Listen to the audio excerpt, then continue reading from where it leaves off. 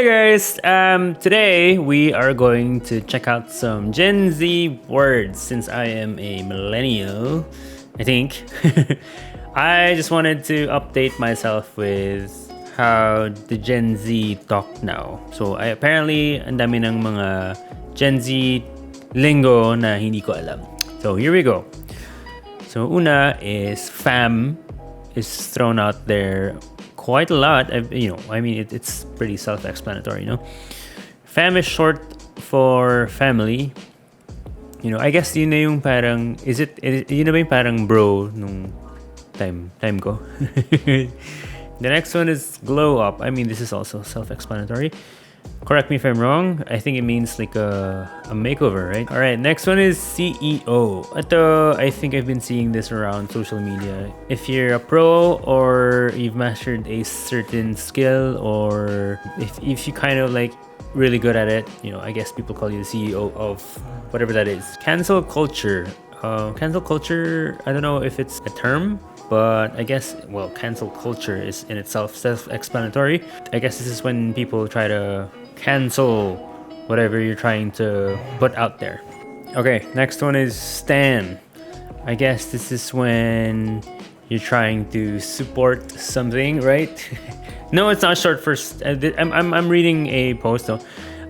No, it's not short for Stanley. Instead, it's a combination of stalker and fan. Is it though? I'm not sure. So okay. Next, e-boy or e-girl. This might be similar to what we had, like emo, goth, or goth culture, no? But they do it online, so I guess e-girl, e-boy. It's kind of smart. Next is just simply W. W. You say it like W. I've never heard of this one. It simply means win. So help me with this one. I don't know how to use this one. As an expression. Next is dank. So dank. If something is dank, it's excellent. It's excellent or very high quality. High quality dank. I've never heard of this term either. I hope these are real terms. All right, next one is ghosting. I guess this is I'm not sure if this is a Gen Z term per se, because it's a modern term for when you kind of disappear on somebody. It says here the term is common amongst the earlier stalking stages of a relationship. Ghosting someone means you start ignoring them or stop texting them back. I don't think I've ever done that. I've ever ghosted anybody. I don't know if I have, but let me know if I have. I don't think I've ever been ghosted either, so I hope that's a good thing, and I hope nobody ever really, is ghosted. Next is salty. Salty, I don't know, isn't this like a term ours also? Like, someone's pretty salty about something. You're feeling like, I guess it's feeling bad about something, if I'm not mistaken. But it says here that Gen Zs use this term when they're feeling jealous. Big yikes. The slang speaks for itself in this one. Big yikes is used when you're so embarrassed that yikes doesn't do justice anymore. Oh, I guess big yikes. I don't know if I'm gonna. No, I don't. Hindi bagay. Bougie. Bougie is a term used when you're describing something or someone that is extravagant or fancy. Bougie, I see. I've heard of this because I watch a lot of Drag Race. This word has been thrown around a lot, so I'm familiar with this term. Yes. The next one is finna. F-I-N-N-A. Finna is a shortened term for saying I'm going to. Finna. I need help with this one. I don't know how to use Fina. I can't come up with like an example for this one. So please comment on my comment section for the stuff that I don't know, because I want to get educated and updated para ma-update yung vocab ko. Next is cap. C-A-P, an older but still a relevant term. Cap means to lie. If you say no cap, it means you are beautiful. You're being authentic or truthful. If you say no cap, it means you're being authentic. Huh? Is this a thing? I don't know. Is this really a thing? Anyway, next is high key. High key is simply the opposite of being low key. I guess that's self-explanatory. That's a thing. I guess it's a thing. You're so high key. Yeah. Good one. All right. Chugi. Is this how you say chugi? Something is that is chugi is not all that trendy. I don't know how to. Am I saying that right? Sorry if I'm murdering some of the words. I do not. I mean, this is exactly why we're doing this video. All right. Next one is simp. Someone who does way too much for the person they have a crush on. Oh, I guess this is what simping is. Please let me know where this word came from because I'd like to know. I don't know. I mean, I know how to use it, but I don't know where it came from. You know, nakaka-OC lang if you don't know where the words you're using came from. All right. Next is camp. Camp. Something that is ironically trendy. One might consider Crocs to be the camp aesthetic. Ironically trendy. Camp aesthetic. Oh. Something that's ironically trendy. Yeah, I see why you pick Crocs. Like, ironically trendy. I can't think of any other trends like that. All right. Next is snack. A snack is a person that you find attractive. Ooh, he's a snack. She's a snack. I see. I would love to hear people say these words. I mean, it's kind of funny to me. You know, I hope my age is not showing fully. All right, next is TFW. TFW stands for that feeling when. That feeling when. Okay. You just abbreviated it. TFW, you get off work early on Friday. Oh my God. This is the same as TBH.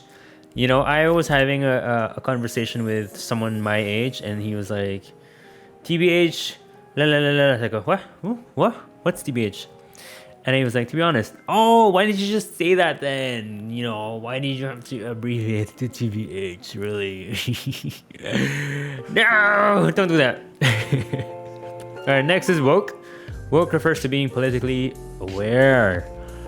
Oh, so that's what really what that means. I was wondering what woke meant. I guess I just need to refresh myself to whenever I see that word. No, thank you for this. All right, next is sip tea. Sip tea is an alternative to spilling the tea, meaning you're sitting back and listening to the gossip rather than partaking in it.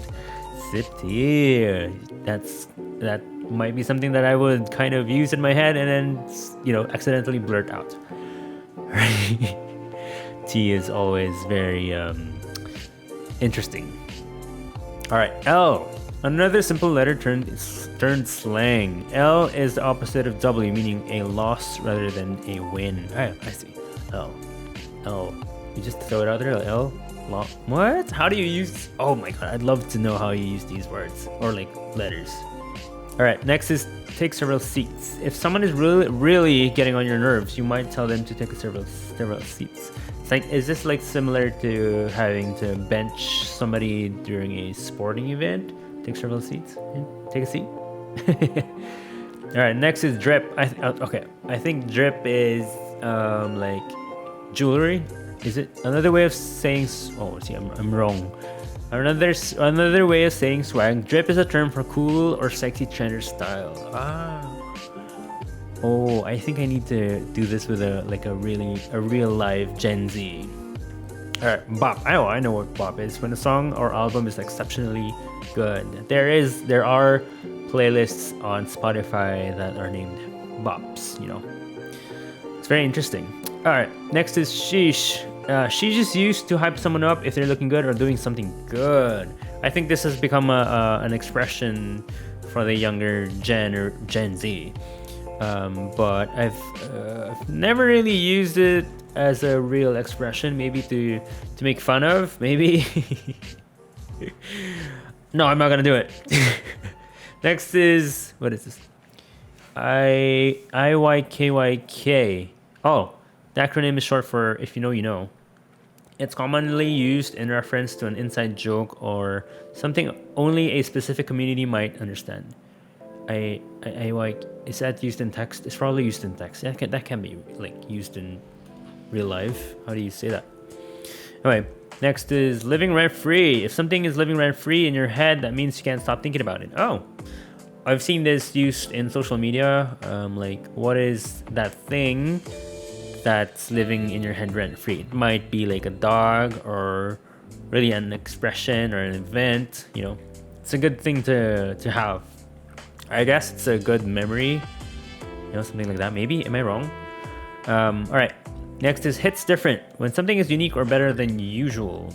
Is this? No, this is not exclusive to Gen Z. Like, something hits different with me when it's, yeah, when there's something good or like something that you really like, right? This is not Gen Z only. Next is bet. Simply put, this slang term means yes. It can be used to confirm something and could be compared to millennium term word.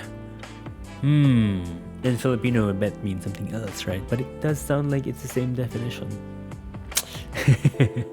Next is vibe check.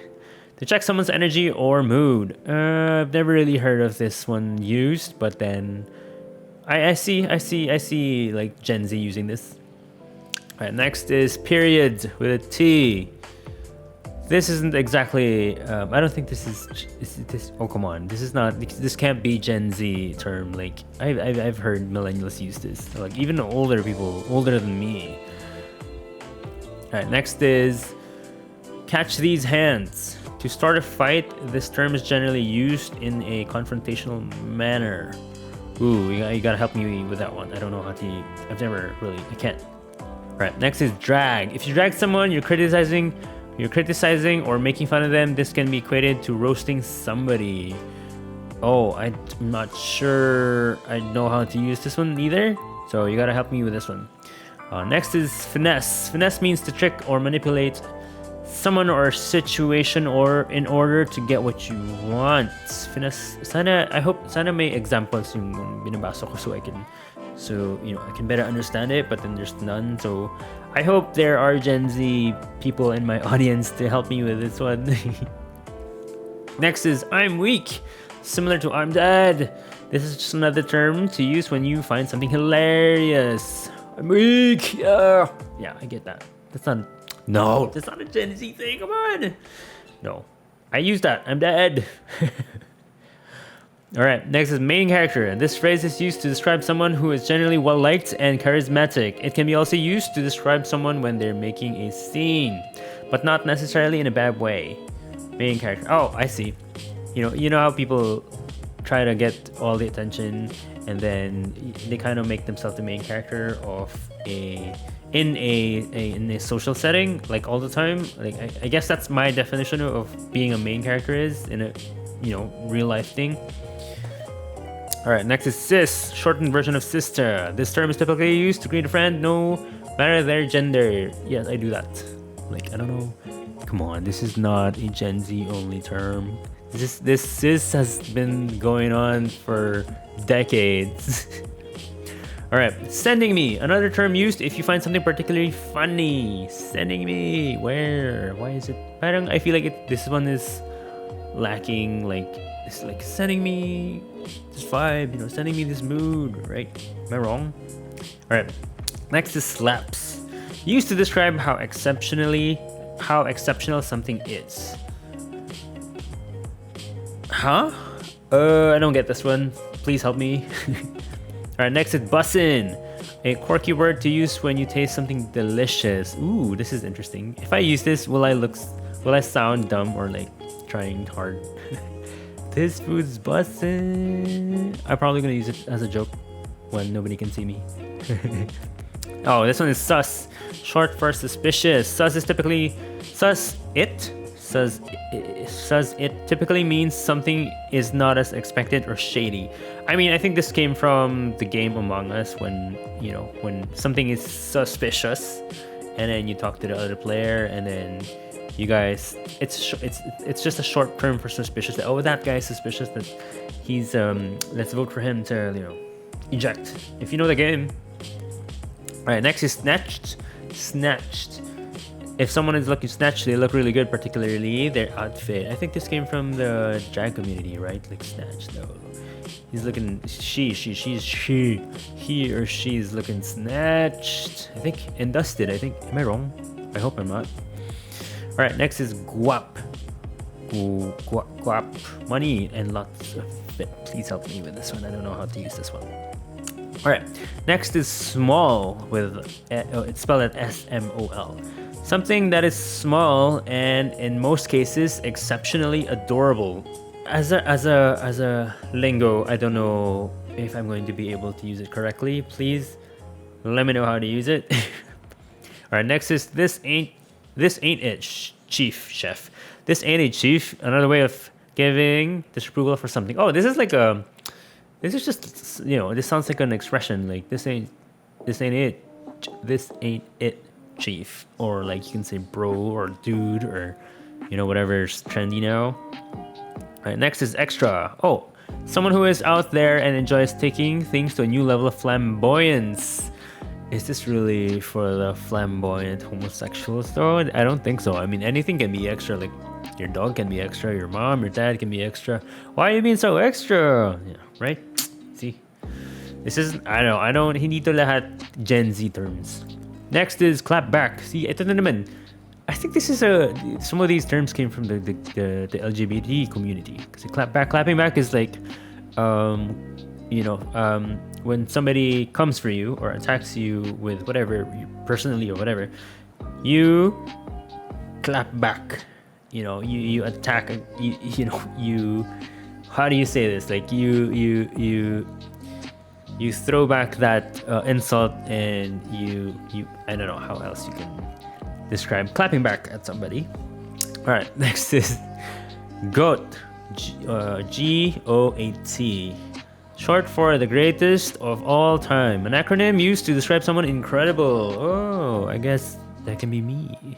Just kidding. All right, that's actually 50 words that Gen Z use these days. And apparently, at least I got some of it. I hope I understand more of it. Please let me know what the other words that I didn't know mean. And tell me in the comments section below, and please don't forget to subscribe. I'm really thankful for the ones who are watching me, and I hope you enjoy that. I hope it was very educational, as it was for me. I still want to know what those other words mean, so please let me know, and thank you. Bye.